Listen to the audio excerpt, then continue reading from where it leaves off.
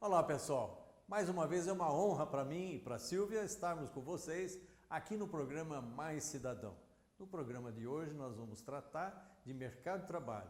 Como você que está empregado, desempregado, quer novas oportunidades, deve se orientar para ficar cada vez mais craque no mercado. No bloco Silvia Coelho Gourmet, nós vamos ter uma brandade de bacalhau, que ela está fazendo para orientar o pessoal às festas de Natal, com peixe que pode substituir a carne se você quiser. Os dois blocos estão muito bons, convidamos vocês a continuarem conosco.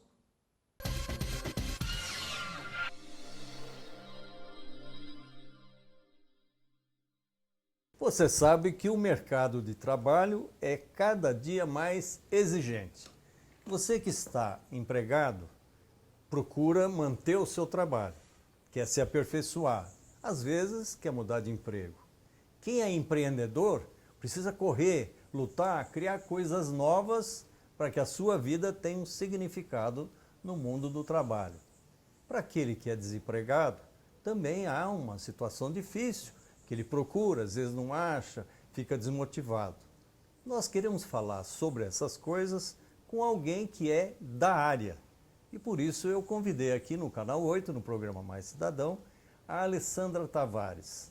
Ela é psicóloga, formada pela Universidade Federal de São Carlos, é pós-graduada em Gestão Estratégica de Empresas pela Unicamp, fez cursos de coaching nacionais e internacionais, trabalhou em grandes empresas, tem uma empresa dela que é a Elune e que presta muito serviço para todo mundo que tem interesse nessa área. Obrigado, Alessandra, de estar conosco. É uma alegria poder ouvi-la e, sobretudo, o nosso telespectador quer saber todas essas dúvidas e os impulsos que você pode dar para todo mundo sobre essa questão tão importante. Eu que agradeço pelo convite, professor Coelho. É um prazer estar aqui, poder falar com as pessoas e dividir um pouco da minha experiência. Também passei por períodos da minha vida onde eu precisei me recolocar no mercado de trabalho logo no início da minha carreira. Sim. Tive uma carreira em empresa e depois fui empreender. Então, um pouco do que você está falando aí desde o início. E vai ser um prazer tanto dividir um pouco da minha experiência pessoal quanto profissional num momento que é tão importante aí de mudança de ciclo, da gente se preparar para as novas oportunidades. Então, a gente vê, por exemplo, jovens que se formam na universidade. Saem com 22, 23 anos, vão para a pós-graduação, saem da pós-graduação e querem entrar no mundo do trabalho. Por outro lado, tem aqueles mais velhos que já se colocaram, às vezes foram demitidos ou resolveram sair do seu trabalho, já tem 40, 50 anos. Eu queria falar um pouco sobre esses grupos, né? A diferença de gerações. Exatamente. Vamos falar dos mais jovens? Tá. O que ele deve fazer para se colocar no mercado de trabalho? Eu estou aqui, eu queria que você me visse, me ouvisse, me empregasse ou me orientasse para eu criar um negócio. O que ele deve fazer? Bom, o que acontece hoje é que os mais jovens estão disputando espaço com os mais velhos. A gente Sim. teve uma demissão muito grande nos últimos anos e a gente teve uma criação de empregos menor do que costuma acontecer, né? A gente tem menos postos de trabalho sendo criados. Com isso, eu tenho lá uma posição e eu estou tentando contratar alguém para essa posição. Perfeito. Eu tenho o jovem que acabou de se formar, que tem um gás, que tem uma força de vontade gigantesca e que talvez tenha um salário um pouco mais baixo no mercado. E em contrapartida eu tenho várias pessoas já com 40, com 50 anos, com bastante experiência. Certo. A experiência pesa na hora da contratação. E que talvez, como eu estou já há algum tempo a mais desempregado, eu também flexibilizei mais o quanto eu quero ganhar de salário.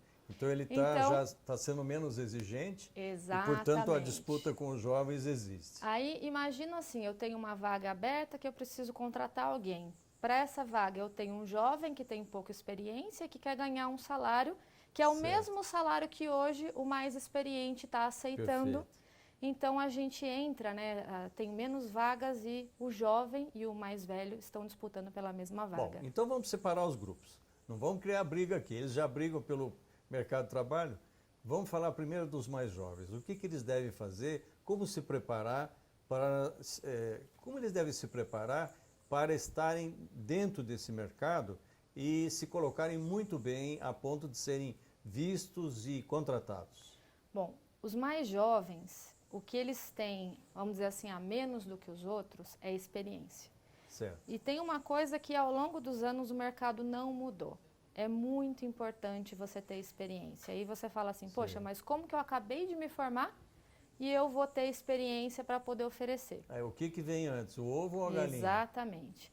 Então é muito importante que seja estágio, que seja trabalho voluntário, que você Sei. consiga colocar os seus conhecimentos em prática e que você consiga fazer o link com aquela vaga que você está disputando. Tá. Uma pós-graduação já é importante? Uma pós-graduação ela é importante, cada vez o nível de escolaridade está sendo mais exigido. Antigamente fez faculdade, você estava no máximo. Hoje em dia, como a disputa é muito grande, cada vez mais a exigência de escolaridade aumenta. Mas a experiência ainda ganha da escolaridade. Tá certo. Bom, a questão de domínio de língua e de computação, na parte de tecnologia da informação, isso já é um requisito que todo mundo Nem se discute mais. nem se discute mais. Exatamente. Já não é uma qualidade, é uma obrigação, não é? É uma obrigação.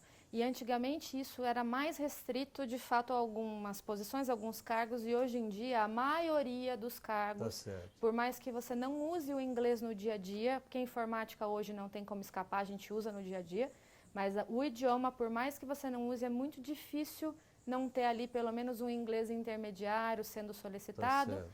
porque as empresas têm plano de crescer, né? Vai que eu preciso no futuro, Vai eu tenho que alguém precisa. mais pronto Não, ali. e tem livros, catálogos, tem conexões internacionais, tem a própria interpretação de leis, muitas vezes, e Exatamente. tudo, que a pessoa tem que ter uma orientação legal e do ponto de vista de idioma para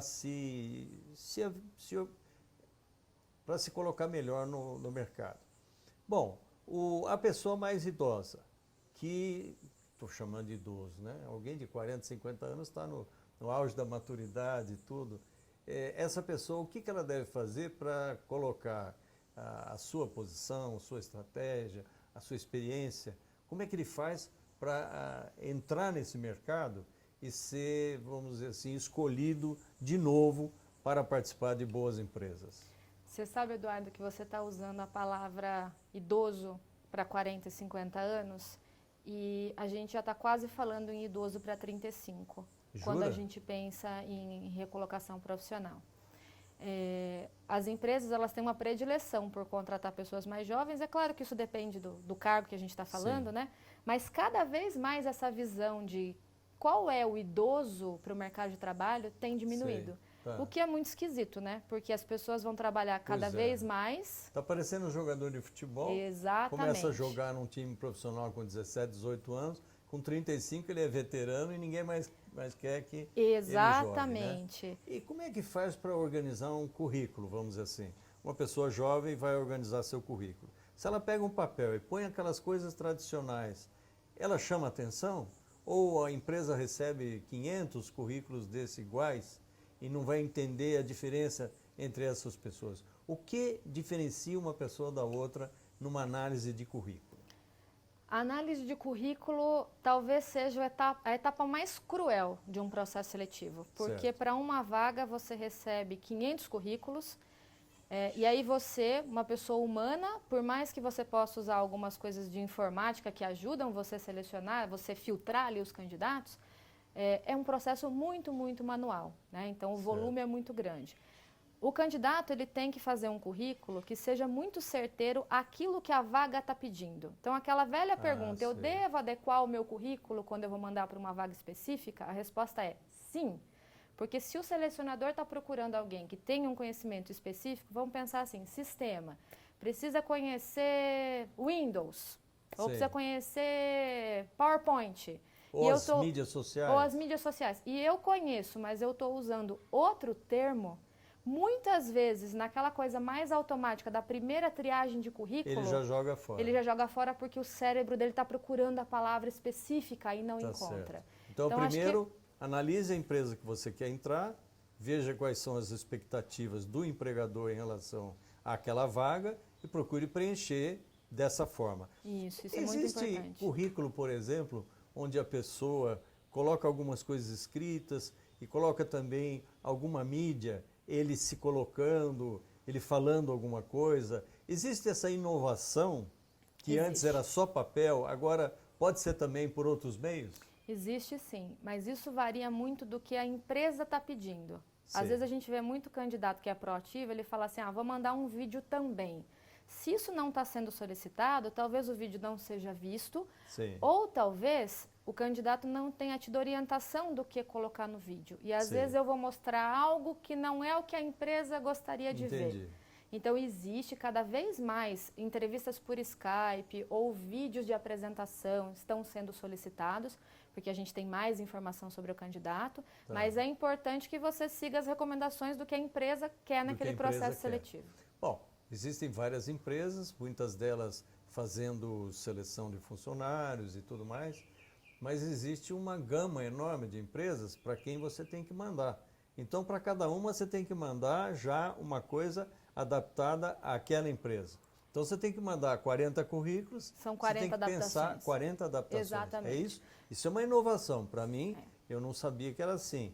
Acho que você que está nos ouvindo, assistindo, certamente também irá entender melhor essa questão. E aí, professor Coelho, o que é importante a gente pensar? Quantidade não é qualidade. Sim. As pessoas estão acostumadas a mandar muito currículo ao mesmo tempo. E aí, ela não tem esse cuidado de falar, bom, deixa eu ver o que a vaga está pedindo, deixa eu adequar o meu currículo a isso, porque eu vou ter mais chance se eu fizer isso. Talvez eu vou mandar 10 currículos, mas vai aumentar muito mais a minha chance do que se eu mandar aleatoriamente 100 currículos sem tomar esse cuidado. Sim. Então, muda um pouco a forma como a gente procurava emprego no geral. Bom, vamos voltar agora aos mais experientes. Tá bom. O que eles devem fazer, então, para mandar o seu currículo para na hora da entrevista? Como é que ele tem que se postar? O que o mais velho tem que os mais jovens não têm? Experiência. Exatamente. Então, essa é a aposta. O que ele tem que fazer? Ele tem que se portar com a experiência que ele tem. Certo. O que a gente vê muitas vezes é que a idade pesa e na hora que ele entra na entrevista, ele entra como se ele estivesse devendo ou perdendo alguma coisa para os mais jovens. Sim. E ele nem consegue colocar o tanto que ele ia conseguir ajudar aquela empresa com toda a experiência de vida e profissional que ele tem. Mas ele também tem que mostrar experiência, mas mostrar também que ele é aberto a inovações, a tecnologias e tudo, né? E tem outra coisa que é fundamental, o quanto ele continua estudando. Sim. Seja estudar na educação formal ou fazer cursos de especialização, que ele pode ter feito curso pela internet. Hoje em dia existem vários cursos que são gratuitos e que a gente pode acessar. E o fato do profissional se atualizar mostra que ele tem uma mente aberta e que ele vai estar disposto, provavelmente, a entrar numa empresa, a aprender coisas e a trazer coisas da experiência dele. Tá.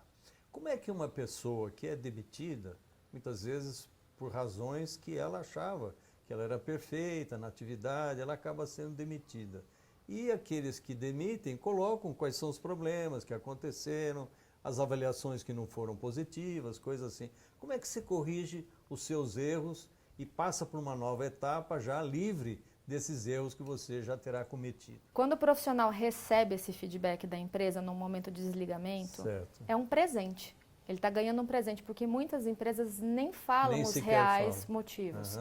E se você não sabe onde você errou, não tem como você consertar os seus erros. Então, acho que essa é a primeira coisa. A gente tem que agradecer pela boa notícia e pela má notícia e aprender com ela.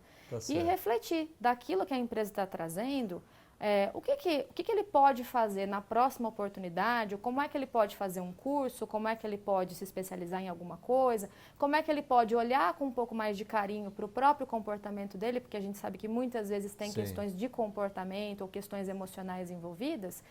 E aí, ele mesmo colocar um objetivo do que ele vai ser diferente da próxima vez. O problema aqui não é a gente errar, porque todo mundo erra. Todo mundo erra. Mas é como a gente aprende com os erros e o que a gente está disposto a fazer diferente a partir de então. Eu achei ótimo. Por enquanto, nós vamos ter que dar um intervalo comercial, vamos parar um pouquinho. Daqui a pouco a gente volta com Alessandra Tavares, psicóloga formada pela Universidade Federal de São Carlos, pós-graduada pela Unicamp em Gestão Estratégica de Empresas, uma pessoa craque e que está nos esperando. Na próxima, vamos fazer pergunta difícil para ela, hein? Vamos lá.